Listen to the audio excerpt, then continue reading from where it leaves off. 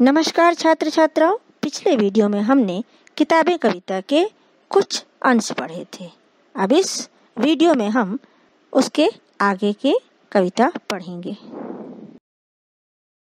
जुबां पर जो जायका आता था, जो सफा पलटने का, अब उंगली क्लिक करने से बस झपकी गुजर जाती है। बहुत कुछ तह खुलता चला जाता है पर्दे पर, किताबों से जो जाती राब्ता था कट गया है। जायका यानी स्वाद, जुबां यानी जबान और राब्ता यानी संपर्क। तो कवि यहाँ पर कह रहे हैं कि पुस्तकों और कंप्यूटर के पृष्ठ पलटने के तरीकों में अंतर बता रहे हैं कि किताबों के पृष्ठ पलटते समय पढ़ने वाला अपनी उंगलियों को मुंह में रखता था, तो किताब के ज्ञान के साथ ही उसमें समाहित ज्ञान के जायके का स्वाद भी उन्हें मिलता था। पर आज कंप्यूटर पर उंगली से क्लिक करने पर पृष्ठ पलक झपकते बदल जाता है।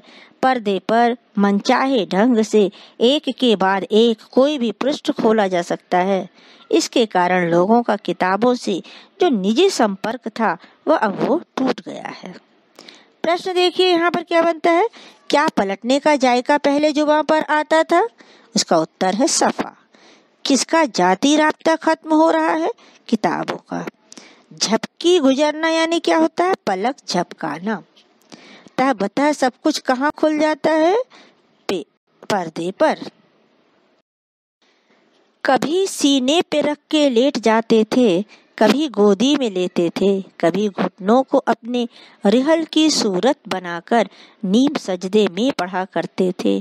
छूते थे जबी से वो सारा इल्म तो मिलता रहेगा आइंदा भी। रिहल यानी ठावनी, जिस पर धर्म ग्रंथ रखकर पढ़ा जाता है।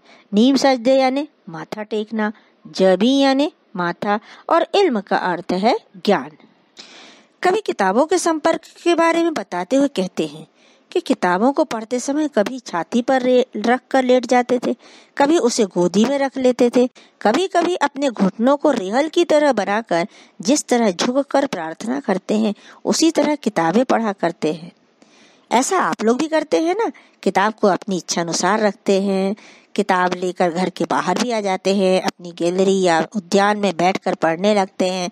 जब मन करता है तो लेटकर भी पढ़ना शुरू करते हैं। तो किताबों को माथे पर लगाते हैं ताकि उससे भविष्य में भी ज्ञान प्राप्त होता रहे।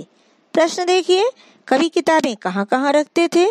तो इसका उत्तर है सीने पर, गोदी में, घुटनों पर और माथे से लगाकर। ग्रंथ पढ़ने के साधन का नाम क्या है? रिहल।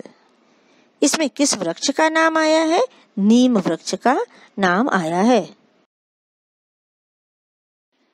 मगर वो जो किताबों में मिला करते थे सूखे फूल और महके हुए रुक्के, किताबें गिरने उठने के बहाने रिश्ते बनते थे, उनका क्या होगा? वो शायद अब नहीं होंगे। रुक्के यानी चिट्ठी या संदेश पत्र। कवि कहते हैं कि किताबों के साथ कुछ रोचक बातें जुड़ी होती थी। कंप्यूटर पर आधारित हो जाने पर अब शायद उनका अस्तित्व नहीं होगा। किताबों में कभी कभी किसी के लिए फूल या संदेश पत्र रख दिया जाता था, जिन्हें लोग सूख जाने पर भी संभाल कर रखते थे। वे उनके संबंधों को ताजा करते थे। किताबों के गिरने और उठाने के बहाने कुछ लोगों के जिंदगी भर के संबंध जुड़ते थे। जब किताबों का उपयोग नहीं होगा तो ऐसे संबंध कैसे बनेंगे? जब हम सारा ज्ञान कंप्यूटर पर ही प्राप्त कर लेंगे, हमको पुस्तक को खोलने की जरूरत ही नहीं पड़ेगी, तो हमारे न पुस्तक से रिश्ते बनेंगे और न ही हम जब साथ में पढ़ते हैं तो उन लोगों से रिश्ते बनेंगे। तो यहाँ पर प्रश्न क्या बनता है? किताबों में क्या मिला करता था? तो पहला है सूखे हुए फूल और महकते हुए रुक्के। किसके द्वारा संबंध जुड़ते थे? तो किताबें गिरने और उठने से संबंध जुड़ते थे।